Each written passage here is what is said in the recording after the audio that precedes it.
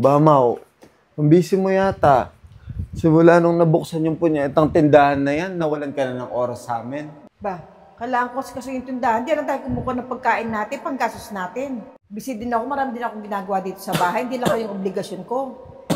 Obligasyon ko rin yan. Di ba wala ka naman trabaho? Kaya pag hindi ako nagluto, humingi na kayo ng pagkain nyo.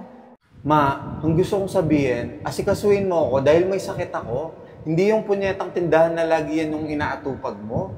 Kahapon, galing ako ng San Fernando, kauwi ko dito, ma. Pagod na pagod ako. Dito sa Pandakaki hanggang San Fernando, ma, nagko-commute lang ako. Wala naman akong pera para pangkain sa labas. Kaya nga, excited akong umuwi dito kasi kala ko magluluto ka ng kakainin.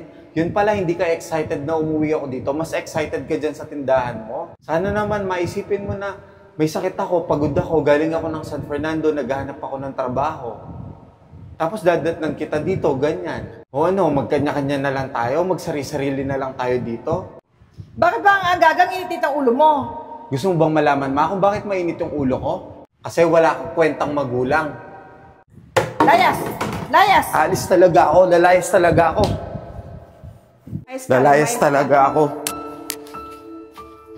Huwag ka nang babalik dito. Ako pang magulang ko pagmamalakihan mo, tandaan mo, hindi ka ases sa buhay pag magulang mo, pinasakit mo ng loob. Ma, hindi kita pinapasikit ng loob at hindi kita pinagmamalakihan. Gusto ko lang magsabi ng nararamdaman ko sa'yo. Nag-open lang ako, ma. Sige, napag-aral na rin kita, napalaki na rin kita, tapos na responsibility ko sa'yo, kami ni daddy mo. Kaya sige, lumayas ka. Lalayas talaga ako, ma. Akala ko, ma, dahil ikaw na lang yung meron ako at wala na si daddy. Akala ko maintindihan mo ako, ma. Pero hindi mo pala ako naiintindihan. Sige, lalayas ako. Sige, umalis ka. Wala ka na respeto sa akin.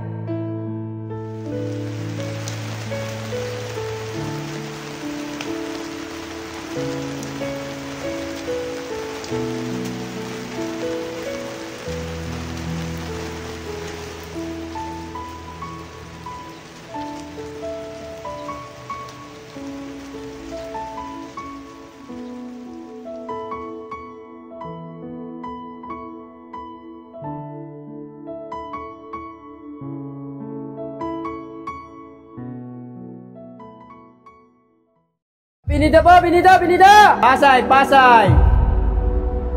Akala ko, ma, dahil ikaw na lang yung meron ako at wala na si daddy.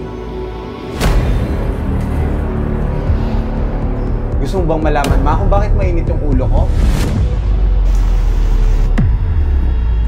Layas! Layas! Alis talaga ako, lalayas talaga ako. Pagka nakinig ka sa magulang mo, hindi ka mapapariwara. Ako lang, meron ako sa papatawad. Namimiss ko na sila.